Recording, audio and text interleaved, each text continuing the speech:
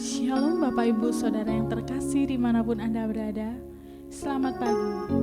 Ucap syukur atas segala kebaikan kemurahan Tuhan yang selalu melingkupi setiap hidup kita. Untuk itu, mari Bapak Ibu Saudara, sebelum kita mengawali aktivitas kita pada pagi hari ini, terlebih kita datang untuk memuji, menyembah, dan memuliakan nama-Nya. Dan biarlah melalui penyembahan yang kita naikkan dapat menyenangkan hati Tuhan. Haleluya.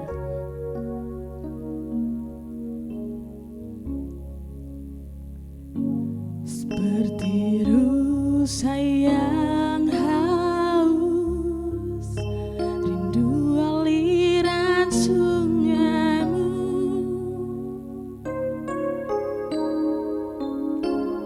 hatiku tak tahan menunggu-Mu.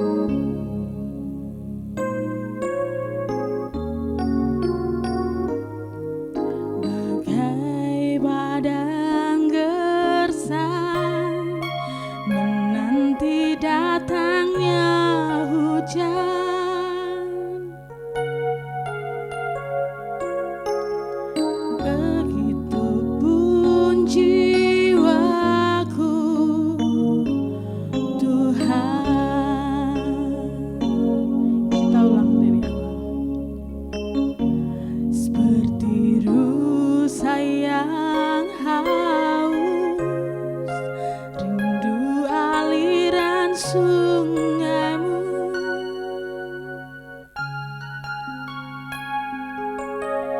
hatiku tak tahan menunggu-Mu.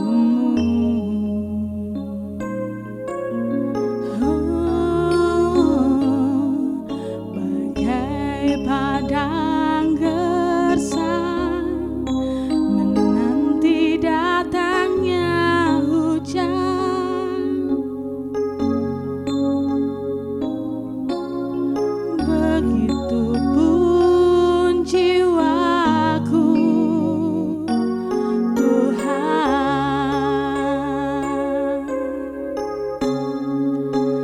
Hanya Engkau,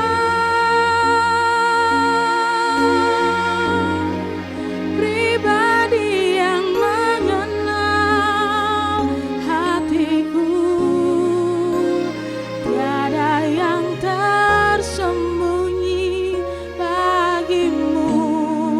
Seluruh isi hatiku Kau tahu, dan bawaku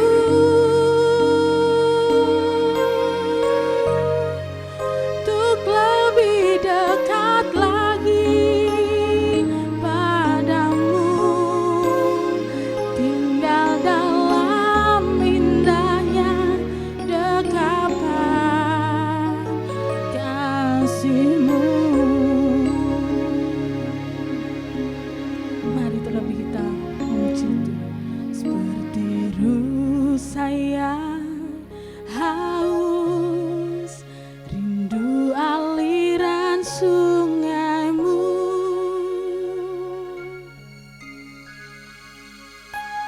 hatiku tak tahan menunggu-Mu.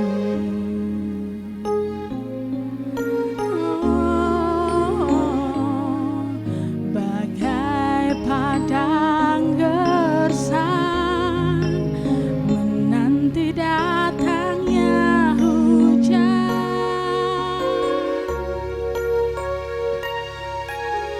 begitupun jiwaku, Tuhan.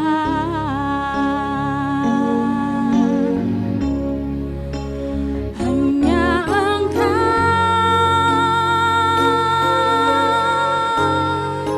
pribadi yang mengenal hatiku, tiada yang tersembunyi bagimu. Seluruh isi hatiku Kau tahu,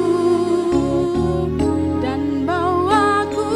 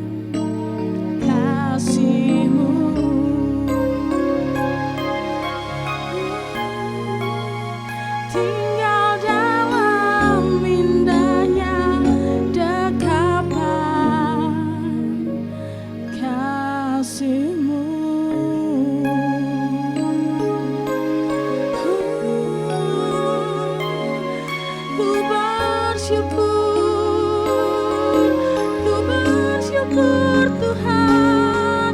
Haleluya. Sembah puji bagimu Yesus. Oh, terima kasih Tuhan. Kau layak disembah. Engkau Yesus Tuhan. Terima kasih Tuhan. Ku bersyukur padamu. Haleluya. Haleluya. Terima kasih Tuhan. Terima kasih kami sudah memuji Engkau. Kiranya melalui pujian yang kita naikkan, berkenan di hadapan-Mu dan dapat menyenangkan hati-Mu Bapa. Terima kasih Bapa atas segala kebaikan-Mu, kemurahan-Mu, kasih setia-Mu yang selalu Engkau limpahkan bagi setiap hidup kami. Terima kasih Bapa di surga. Sebentar kami akan mendengar kebenaran sabda-Mu Bapa. Kami yakin Kau sudah memberi telinga bagi kami setiap murid-Mu untuk mendengar akan kebenaran sabda-Mu. Dan Engkau urapi hamba-Mu yang akan menyampaikan, dan biarlah hanya nama-Mu yang dimuliakan. Terima kasih Bapa di surga. Kami sudah berdoa dan mengucap syukur. Haleluya. Amin. Shalom Bapak Ibu Saudara yang dikasihi Tuhan, selamat pagi, selamat berjumpa kembali dalam ibadah doa pagi online pada kesempatan yang baik ini. Saya ingin percaya kabar Bapak Ibu baik-baik, sehat-sehat. Saya berdoa keluarga Bapak Ibu diberkati Tuhan. Amin. Mari bersama-sama kita sejenak merenungkan kebenaran firman Tuhan dalam kitab Roma pasal 8 ayat yang ke-14. Kitab Roma pasal 8 ayat yang ke-14, demikianlah kebenaran firman Tuhan. Semua orang yang dipimpin Roh Allah adalah anak Allah. Subtema di bulan ini adalah hidup, restorasi hidup yang dipimpin oleh Roh Kudus. Firman Tuhan katakan di dalam Roma pasal 8 ayat ke-14 tadi, bahwa semua orang yang dipimpin Roh Allah adalah anak Allah.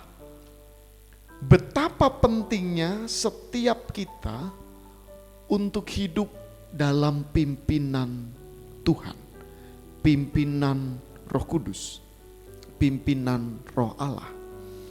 Karena Tuhan juga menyampaikan bahwa orang yang dipimpin Roh Allah adalah anak Allah. Mengapa definisi ini sangat penting Bapak Ibu Saudara? Karena di dunia ini tidak ada yang berani, agama apapun, kepercayaan apapun, yang menyampaikan bahwa hubungan Tuhan dengan umatnya itu sedekat Bapak dan anak. Predikat ini sangat menentukan di mana iman kita bisa bertumbuh berkembang luar biasa.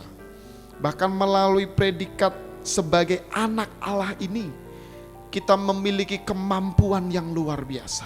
Kita dibedakan daripada orang-orang yang ada di dunia ini.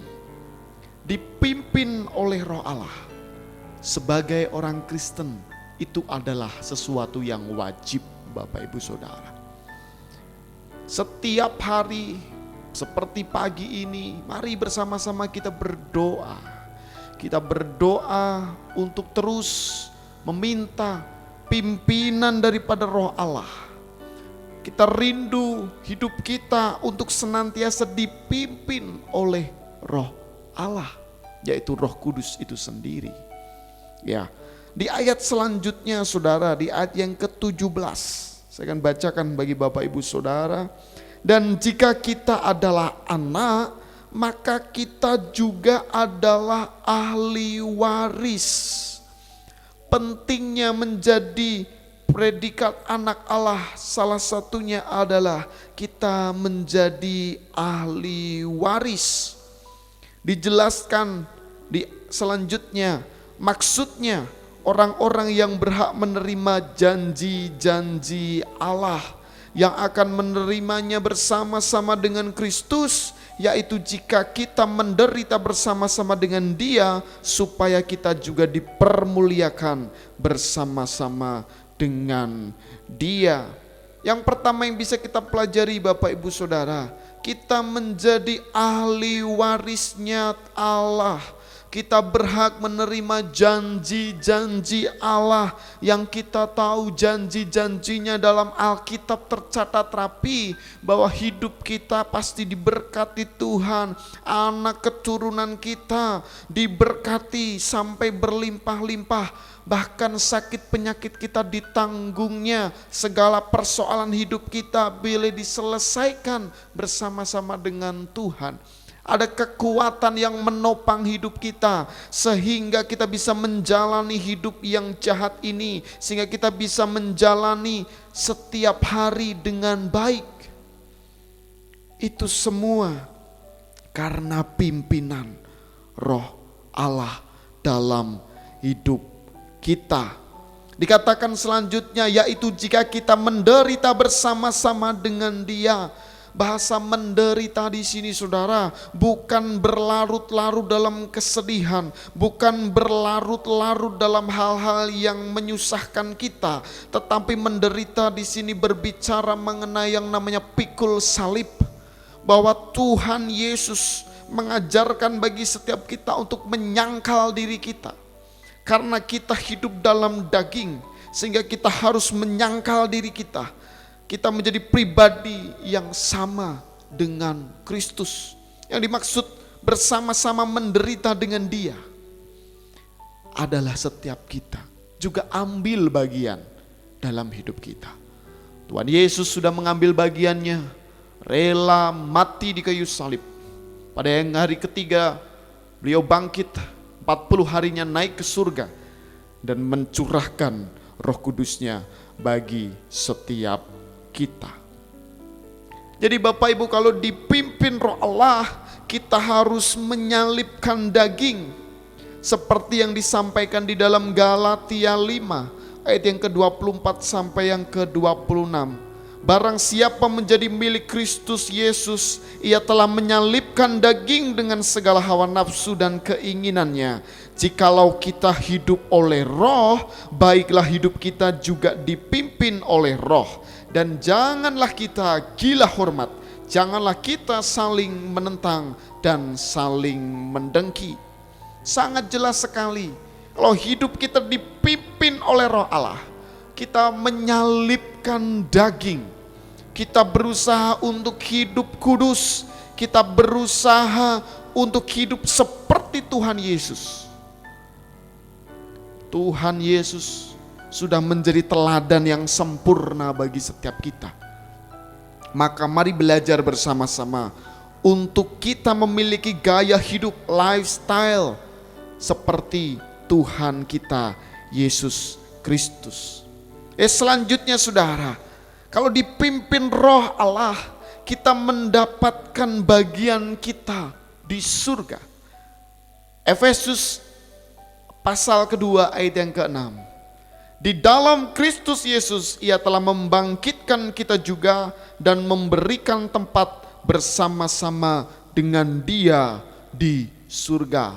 Bukankah Yesus berkata bahwa Dia bangkit, Dia naik ke surga, menyediakan tempat bagi setiap kita yang percaya kepada Dia.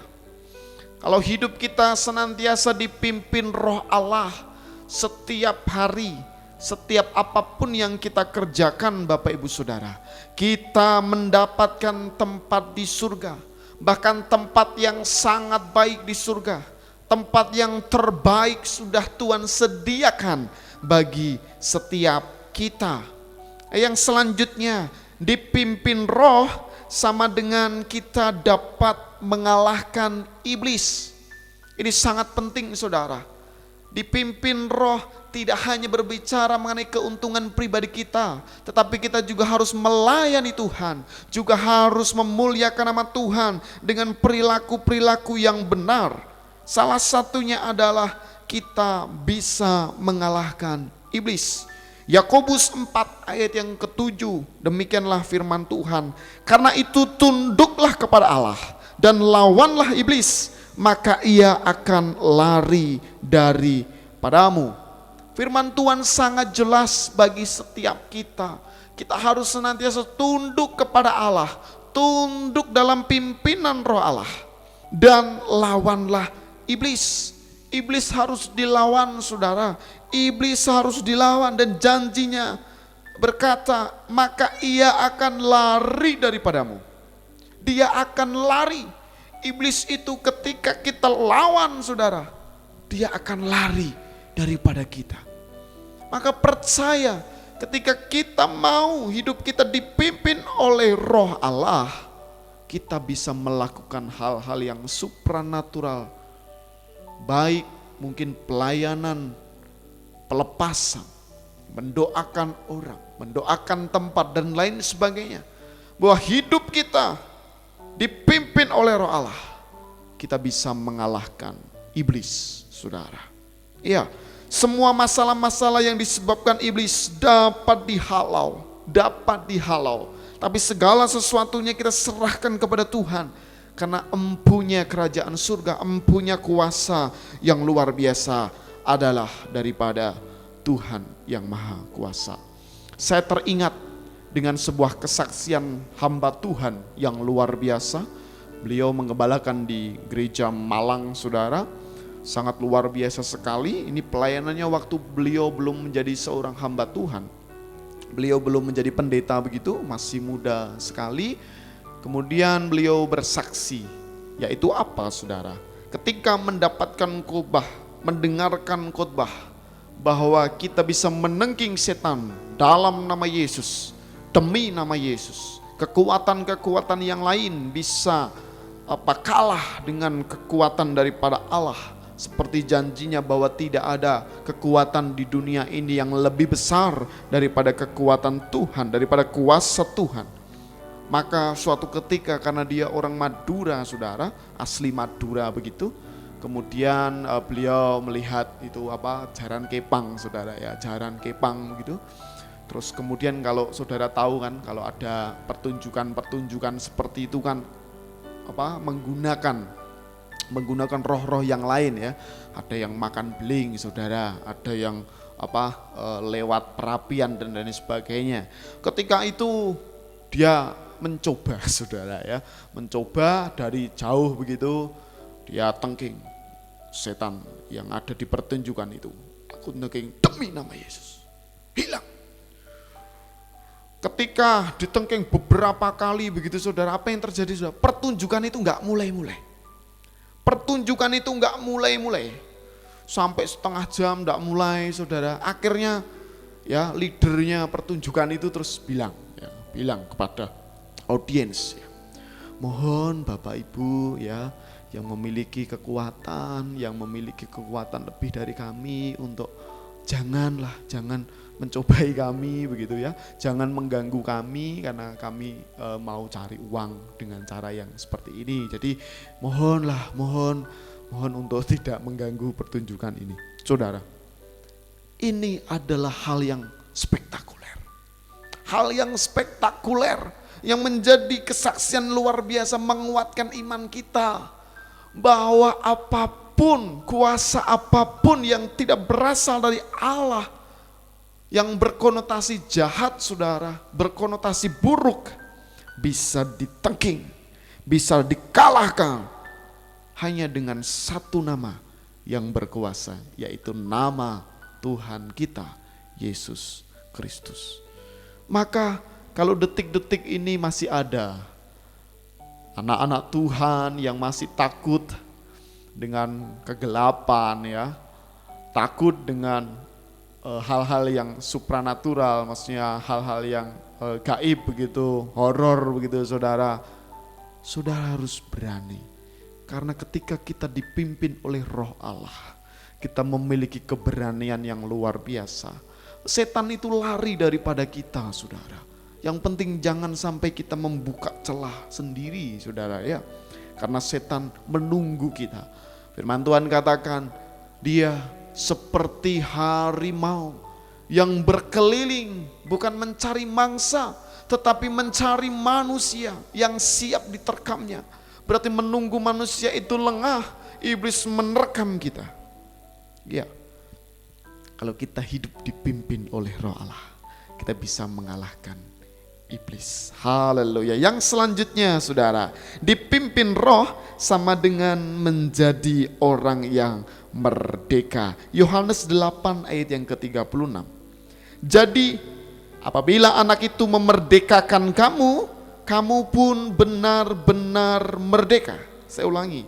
Jadi apabila anak itu memerdekakan kamu, kamu pun benar-benar merdeka. Anak itu adalah Tuhan Yesus, Allah itu sendiri yang memimpin kita.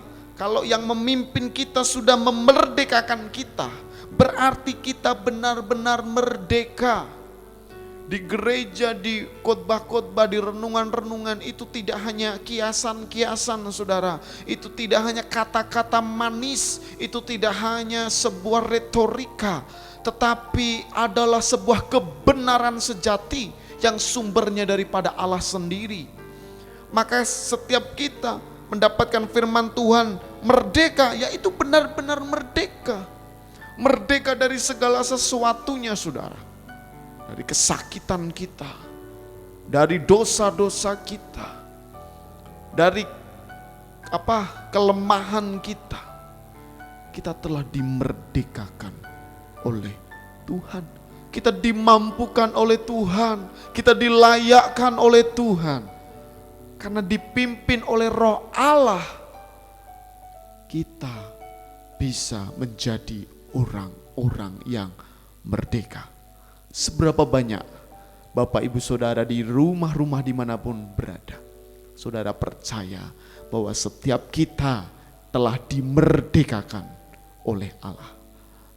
Haleluya. Saya ingin percaya setiap Bapak Ibu Saudara dimanapun berada, Bapak Ibu diberkati Tuhan luar biasa. Poin hari ini kita bisa belajar banyak hal. Yang pertama, ketika kita dipimpin oleh Roh Allah, kita menjadi anaknya Tuhan. Kalau kita menjadi anak, berarti kita menjadi ahli warisnya Tuhan. Ahli waris daripada janji-janji Tuhan. Yang kedua, kalau kita dipimpin Roh, seharusnya kita berusaha menyalipkan daging. Kita tidak kompromi dengan dosa, karena hidup kita telah dipimpin oleh Roh Allah. Dan yang ketiga, ketika kita dipimpin oleh Roh Allah, kita mendapatkan tempat di surga. Yang keempat, ketika kita dipimpin oleh Roh Allah, kita dapat mengalahkan iblis. Kita dapat mengalahkan kuasa-kuasa gelap. Yang terakhir, yang kelima, dipimpin Roh Allah, berarti kita menjadi orang yang merdeka. Begitu pentingnya dalam hidup kita, apalagi gereja seperti kita, gereja karismatik Pentakosta yang sangat percaya kepada kuasa-kuasa Roh Kudus, mutlak perlu, wajib perlu setiap kita hidup dipimpin oleh Roh Allah. Dengan apa, saudara? Dengan setiap hari kita bergaul karib dengan Tuhan, kita bersahabat dengan Tuhan, setiap hari berkomunikasi tanpa henti, terus menjalin hubungan yang baik dengan Tuhan. Amin. Kiranya renungan pada pagi hari ini boleh memberkati Bapak Ibu Saudara. Mari bersama-sama kita tundukkan kepala dan kita berdoa. Rama siki rama kaya rama siki nayaka rama sandakaraya rala rama lama. Kami bersyukur dan berterima kasih ya Allah. Kami merasakan kuasa-Mu bekerja dalam hidup kami. Kami merasakan Roh Allah menyelimuti hidup kami, memimpin hidup kami. Bapa, kiranya semakin hari semakin Engkau bekerja luar biasa dalam hidup kami. memimpin hidup kami langkah demi langkah, hari demi hari. Keluarga kami dalam pimpinan Allah, meteraikan kebenaran firman-Mu ya Allah, sehingga kami boleh melakukannya, sehingga kami boleh mempercayainya, menjadi firman Allah yang hidup bagi setiap kami, menjadi kekuatan penghiburan bagi setiap kami. Terima kasih Bapak, terima kasih. Berkati setiap anak-anak Tuhan yang mendengarkan doa online pagi pada kesempatan hari ini. Berkati dengan luar biasa Tuhan, pekerjaan, kesehatan keluarganya diberkati Tuhan. Terima kasih Bapak, terima kasih. Kami serahkan hari ini ke dalam tangan kuat kuasa-Mu. Engkau yang memimpin setiap kami. Dalam nama Yesus kami berdoa dan mengucap syukur. Haleluya. Amin.